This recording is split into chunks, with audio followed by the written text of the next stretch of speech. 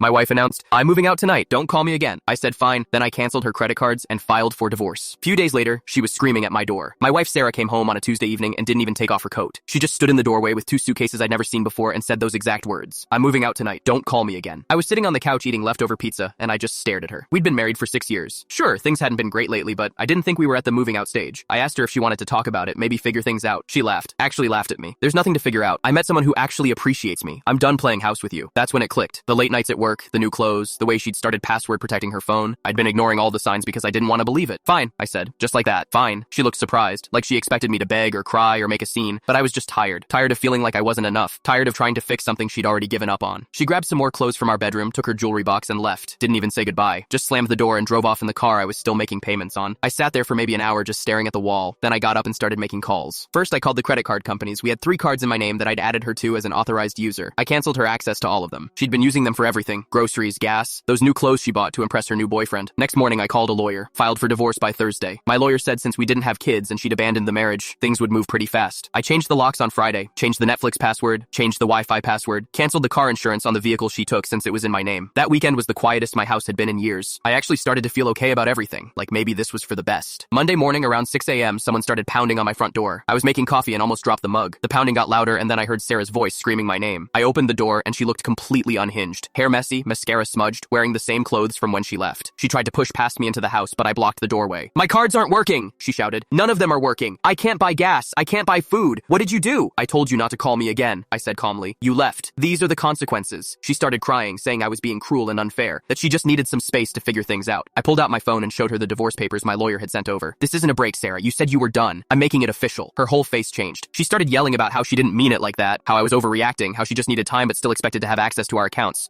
that I paid for with my job while she quit hers 6 months ago. That's when her new boyfriend pulled up in a beat-up sedan. Some guy named Derek who apparently worked at the gym she'd joined. He got out of the car and tried to act tough, asking what the problem was. I looked at him and said, "The problem is, she thought she could leave me, move in with you, and still use my money. Now she's realizing that's not how divorce works." Derek's face went white. Turns out Sarah had told him she had her own money, that she was independent and successful. He had no idea she'd been completely financially dependent on me. They started arguing right there in my driveway. She's screaming at him that he needs to take care of her. He's yelling back that he can barely afford his own rent. I just closed the door and went back to my coffee. Let them figure it out. Sarah showed up 3 more times that week, each time more desperate. She tried saying we could work it out, that she made a mistake, that Derek wasn't who she thought he was. My lawyer handled all communication after that. The divorce was finalized in 4 months. She got nothing because she'd abandoned the marriage and committed adultery. I kept the house, my retirement accounts, everything. Last I heard, she was living with her mom and working at a call center. Derek dumped her 2 weeks after my driveway incident. Turns out when you blow up your life for someone new, you better make sure that person can actually catch you when you fall. I'm doing fine now. Got a dog, repainted the house, started dating again when I was ready. The pizza tastes better when you're not sharing it with someone who doesn't want to be there.